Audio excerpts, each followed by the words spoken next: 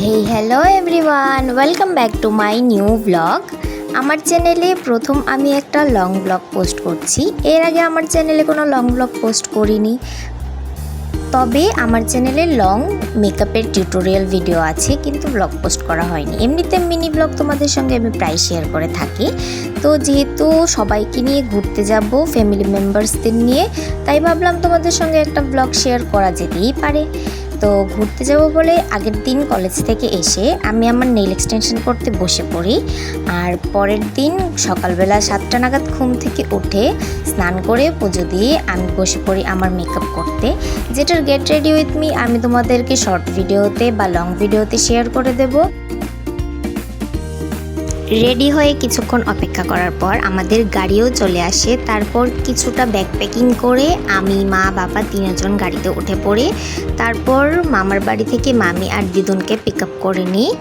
রাস্তায় অনেকক্ষণ গল্প করতে করতে আর রাস্তার কিছুক্ষণ ভিউ দেখতে দেখতে আমরা পৌঁছে যাই ফাইনালি মায়ের মন্দিরে।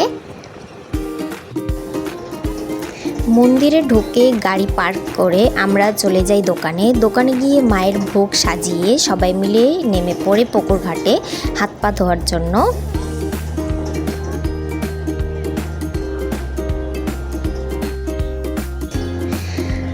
হাত পা ধোয়া কমপ্লিট করে মন্দিরে উঠে গেছিলাম। আর সেদিন ছিল অনেকটা ভিড়, অনেকক্ষণ লাইনে দাঁড়িয়ে ভোগ দেওয়ার পর ফাইনালি মায়ের দর্শন করতে পেলাম। আর যেহেতু অমাবস্যা ছিল তার জন্য মায়ের এখানে পাঠা বলি হচ্ছিল।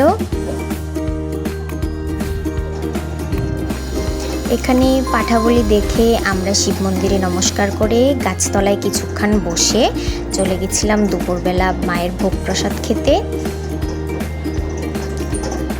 আর ভোগে কি কি খেয়েছি সেটা আমি তোমাদের সঙ্গে একটা মিনি ব্লগে শেয়ার করে দেবো অবশ্যই। খাওয়া দাওয়া কমপ্লিট করে আমরা চলে গেছিলাম আবার পুকুর ঘাটে। যেহেতু আমরা প্রথমে মাছেদের খাবার দিইনি, তার জন্য আসার সময় দিয়েছিলাম।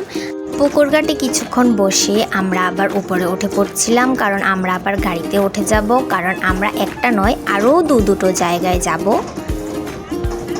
চলে গেছিলাম ভুবনেশ্বরী মন্দিরে, যেটা উদয়পুর রাজবাড়ির সঙ্গে ছিল, কিন্তু তোমাদের সঙ্গে লং ভিডিওতে পোস্ট করব বলে ওখানকার কোনো ক্লিপস আমার নিতে মনে নেই। তারপর চলে গেছি কসবেশ্বরী মায়ের মন্দিরে, যেটারও কোনো লং ভিডিওতে দেবো বলে ভিডিও ক্লিপস আমার নেওয়া হয়নি, কিন্তু আমি তোমাদের জন্য মিনি ব্লগে অবশ্যই ভুবনেশ্বরী মন্দিরের কিছু ক্লিপস আর কসবেশ্বরী মায়ের মন্দিরের কিছু ক্লিপস শেয়ার করে দেব। আর কসবেশ্বরী মায়ের মন্দিরে যাওয়ার আমাদের মেইন উদ্দেশ্য ছিল সন্ধ্যা আরতিটা দেখার। সন্ধ্যা আরতি দেখে প্রসাদ খেয়ে আমরা ওখান থেকে রওনা দিই বাড়ি আসার জন্য। আমি নেমেছিলাম মামার বাড়িতে, কারণ মামার বাড়ির ওখানে শনি মন্দিরে পুজো হয়েছিল বড় করে, সেখানে ফ্রাইড রাইস আর সিডনি প্রসাদ দিচ্ছিল। তা আমি নেমে পড়েছিলাম মামির সঙ্গে প্রসাদ আনার জন্য। প্রসাদ এনে তারপর রাতের বেলা আমি বাড়ি ফিরেছিলাম। আমার এই লং ব্লগটা কেমন লাগলো তোমরা অবশ্যই কমেন্ট করে জানিও।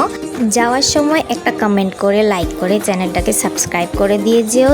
দেখা হচ্ছে নেক্সট ব্লগে। টাটা।